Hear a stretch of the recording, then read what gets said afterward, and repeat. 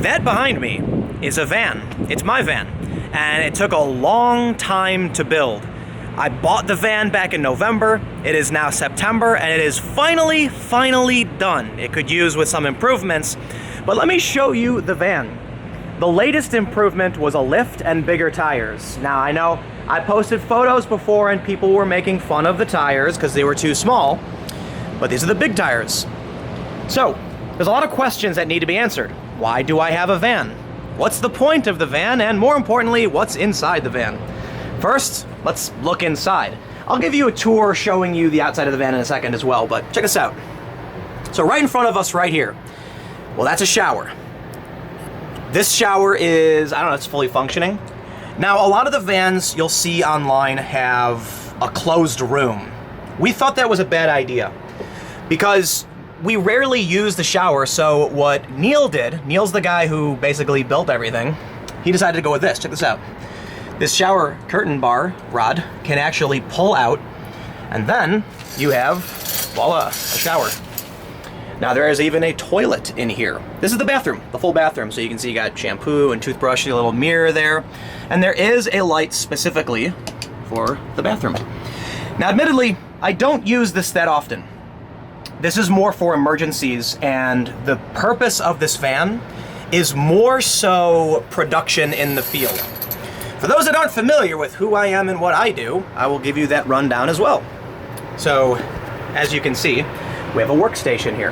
Now currently the PlayStation is there and the PlayStation's on. Oh look, there's my pretty face. And the fan is currently running. I should turn this off. The fan's up here. But because of the light, I'll do this. So, I produce videos.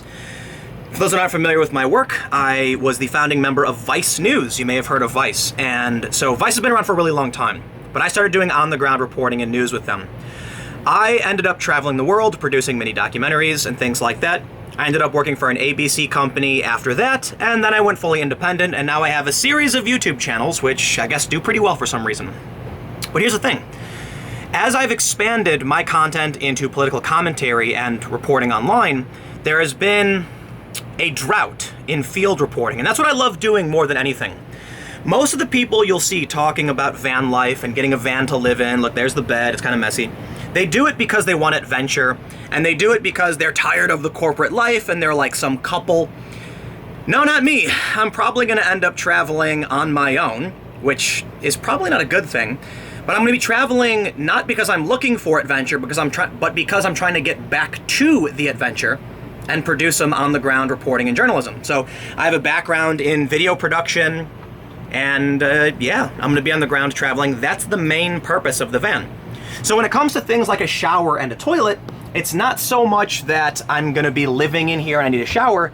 It's just that if I'm in the middle of nowhere in a desert or something and I need to get cleaned up because I'm not going to have access to a house or a hotel, well, that's what the shower's for.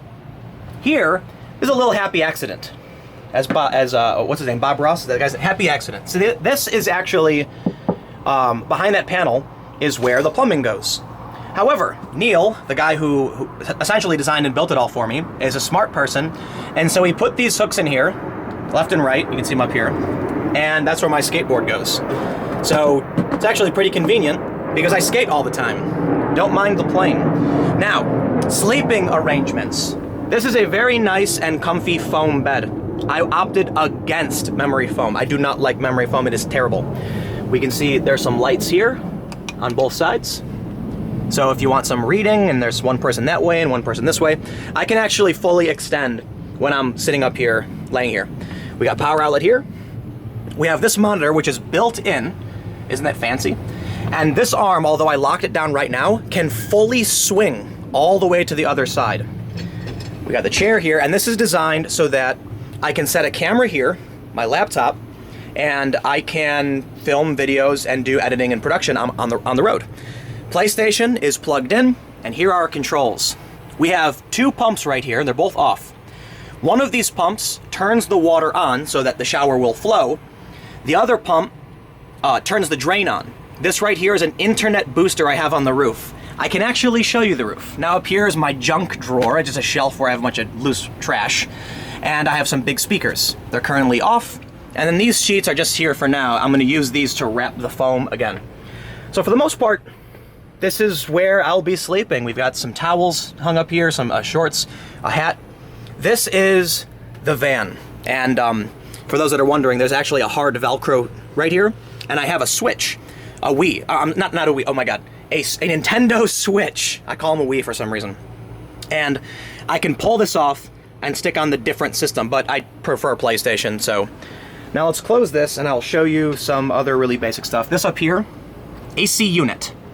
Now, the best part is, because I've seen a lot of videos where they're like, I have so much power and electricity, or I didn't want to get an AC unit because it takes too much juice. I have 1,000 amp hours in here. But in order to get to that, I'm gonna need Neil to explain it. So before we do that, check this out. This right here, not just a bench. You can actually pull this whole thing up, slide it out. This comes off and turns into, it combines essentially. And this is kind of a guest cot. So technically, as it stands right now, you could get 2 people on that comfortably and 1 person here if you really wanted to. But there's still a couple more really fun things. So let me see if I can get in here. This chair swings forward, then there's a lever right here, which I will pull, and then the whole thing rotates. So you could theoretically sleep uncomfortably right here, although I wouldn't recommend it.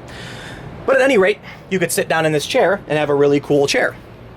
Now, in order to get to the technical aspects, I know many of you may be wondering about the electronics, the components, the battery, and the water pump, and the water tank, and it's all under here. In order to show this to you, I need to bring in Neil and his crew because, admittedly, I didn't build this. I work way too much, and so I had to call in the experts. So let's jump to Neil and see, he'll give us the rundown. How's it going, man? Let's go in the back, and you can explain what's in the van and how it works. All right. So first, this is my cooler. This is not to keep things cold, it's to stop things from getting hot, and it works. I don't even know what's in there right now. What's in there? A hose and cans of beans, I guess. All right, but look at all this stuff. I have no idea what that stuff is. It's probably hard to see, but we got a hot water heater, we got a power cable. So Neil set it up. You want to just explain? Yeah, so basically we have 800 watts of solar on the roof. There's 1,000 amp hours of batteries on the other side of that wall. What we did was build a partition, so the batteries are on one side, the water tank's back there, and then the hot water heater's here. Solar on the roof and the alternator will charge the batteries, or if you're parked wherever you're going to stay for a while, you can plug in. There's a 40 amp charger here, which will charge the battery bank plus the vehicle battery up front. When you plug in, the transfer switch will send power from the side plug to these breaker boxes here, or if you turn the inverters on, there's 2 3,000 watt inverters, they'll send power to the same breaker boxes. This is just DC fusing for the lights in the back, and then there's a relay that sends power up because we have freeze protection system in there. So what does a freeze protection do? So the freeze protection keeps your black water and your gray water tanks from freezing when it gets too cold out. Oh, so makes sense. Turn them on when it gets cold. You see the water pump back there? Yeah, so there's, I don't know if you can see it, but that plastic, you can see the water. That gray line, that's the water in the tank. And there's red cables for electricity, and yeah, there's little lights. I don't know if it matters because it's bright out. This side is just like a utility closet. The storage area. Yeah, storage area. But what else do we need to look at? Do we need to look at anything else? We'll flip the bed up, and then you can look at the batteries and the inverters. All right. I'll go open that up real quick.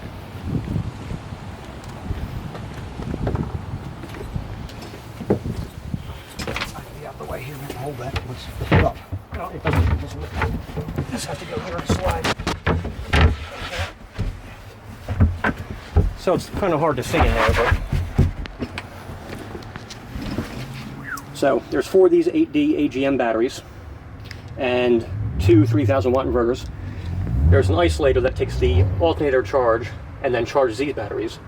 And then the little black box up top will actually take the solar power on the roof, send 90% to these batteries, 10% to the vehicle battery. You recently, what did you do? You combined them to a single unit? Yeah, so we put this 4-aught wire in here and combine them all together. Is that going to be better for distributing the load? Well, you'll get a longer runtime since you primarily use your air conditioner and the AC outlets the most. Now, these two batteries that were dedicated only to the hot water heater are now tethered together with this battery bank. Originally, we set it up as these two batteries to this inverter, these two to this inverter. Now, it's both inverters pulling off the same bank. You're rarely going to use this just for your hot water heater. Right. So now you have the full power here the whole time, plus we went from 50-50 on the solar to now 90% back here. You know, the important lesson is for anybody who wants to get a van is that the water tank under my bed typically maintains the same temperature as the ambient temperature. So I haven't actually been using the hot water heater because the water is usually around 80 something degrees anyway. Not that it's that hot in here, but yeah, cool, man. So other than that, I think the only real thing, is there anything else you want to explain while we're... Well, I mean, you just have control over the solar. If you wanted to have different charge rates, you have the ability to do that. You have your remotes here for your inverters. Your water pumps are here. But I don't need these inverters anymore, do I? No, you still do. You're still going to turn this on to keep the power on. It's just, okay. You know, it's drawing from the same thing. And then you have your transfer pump for your shower that's going to pump from the shower that's on this side to the holding tank on that side. Yeah. Your regular water pump for your toilet and shower. And that is for the wine guard that's on the top. So that's your Wi-Fi into Right on, man. to pull Wi-Fi into the truck. I guess the rest of the stuff I can just explain, or maybe I already did. I don't know. We'll see what happens. But thanks for the assistance. Very good. Do you want to mention, do you have a website or anything? Diversified Vehicle Services. You can Google us. I'll put in the link below. So for those that are watching, there's a link, and Neil does a ton of work. He's got cool pictures of gun racks and police vehicles, but he also put this together for me, so appreciate it, man. Lots of police vehicles, lots of camper vans, and pretty much your business on wheels. So what do you think? If someone's on the East Coast, they should hit you up? Anywhere. Yeah, man, it was really hard to find a company. You know what I mean? So you know, we're about to get a couple spy trucks shipped across the country because there's not a lot of people doing it. So there you go. Right on, man. Appreciate it. Thank you. All right, cool. All right. Oh, can you guys close the back for me, real quick?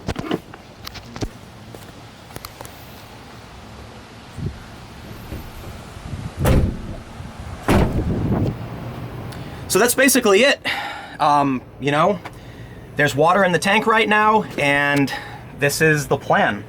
Now, admittedly, as I go into the wilds with this beautiful monstrosity, it's very tall in here, probably gonna be doing it alone. And I don't really care. I'm not really concerned about that. I know it's kind of like a big deal for some reason. People are looking into solo traveling, but I think the reason they're looking into solo travel so much is because they plan on doing it themselves, which is what I plan on doing. So I guess that's about it. If you follow this channel and subscribe, you will likely see a tinge of political content as I explore this country and maybe other countries on this continent, or maybe even South America too, and talk with people about their lives to explore and experience. It's not gonna be a very silly or vapid thing. It's probably gonna be a bit serious, but it's gonna be fun. I don't know what the production schedule will be like. All I know is this channel exists. I'm gonna be producing. Thanks for hanging out, and subscribe if you haven't. And I've got other channels too, so go to youtube.com/Timcast if you care for politics. You might get really angry because there's a big divide between like van life and political commentary, but hey, that's what I do. So thanks for hanging out, and I will see you all in the next video.